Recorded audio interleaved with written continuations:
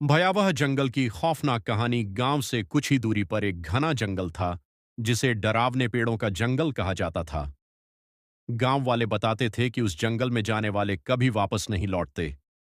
एक दिन गांव का एक निडर युवक अर्जुन अपनी साहसिक प्रवृत्ति के चलते जंगल में जाने की ठान लेता है। अर्जुन ने अपने दोस्तों की चेतावनी को नजरअंदाज कर दिया और एक शाम सूरज ढलने से पहले जंगल में कदम रखा। जंगल के अंदर हर तरफ अजीब सी चुप्पी थी। पत्तों पर गिरती ओस की आवाज भी किसी चीख जैसी लग रही थी। अर्जुन ने अपनी मशाल जलाकर रास्ता खोजने की कोशिश की, लेकिन जितना वह आगे बढ़ता रास्ता उतना ही गुम होता चला गया। कुछ देर बाद अर्जुन को एक टूटा फूटा घर नजर आया। उत्सुकता से भरा वह उस घर के पास गया। घर के अंदर घुसते ही उसे ठंडक का एहसास हुआ, मानो वहां कोई अदृश्य शक्ति हो। दीवारों पर अजीब आकृतियां बनी थीं और फर्श पर खून के धब्बे। तभी अचानक दरवाजा अपने आप बंद हो गया। अर्जुन ने डरते डरते पीछे मुड़कर देखा तो एक सफेद साड़ी में एक औरत खड़ी थी, जिसके चेहरे पर गहरी काली आंखें और लंबी बिखरी हुई बालों की लटें थीं।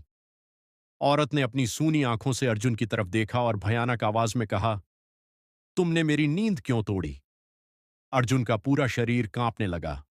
उसने भागने की कोशिश की, लेकिन दरवाजा बंद था। औरत धीरे धीरे उसकी तरफ बढ़ रही थी। तभी अर्जुन को याद आया कि उसके दादा ने एक बार कहा था, डर को हराना हो तो उसे चुनौती दो। अर्जुन ने हिम्मत जुटाकर पूछा, तुम कौन हो और क्या चाहती हो? उस औरत ने कहा, मैं इस जंगल की रानी थी, लेकिन मेरी प्रजा ने मुझे धोखा दिया। अब मैं हर उस इंसान को सजा देती हूं जो इस जंगल में आता है।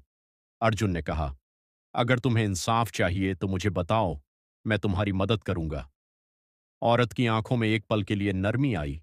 उसने अर्जुन से कहा कि उसकी आत्मा तभी शांत होगी जब कोई उसकी कहानी पूरे गांव को सुनाएगा। अर्जुन ने वादा किया और जैसे ही उसने वादा पूरा किया, दरवाजा अपने आप खुल गया। औरत गायब हो गई और अर्जुन जंगल से सुरक्षित बाहर आ गया।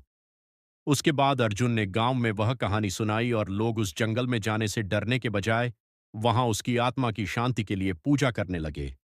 जंगल अब भी डरावना है, लेकिन जो वहां जाते हैं उन्हें उस औरत की चीखें सुनाई देती हैं। क्या तुम उस जंगल में जाना चाहोगे?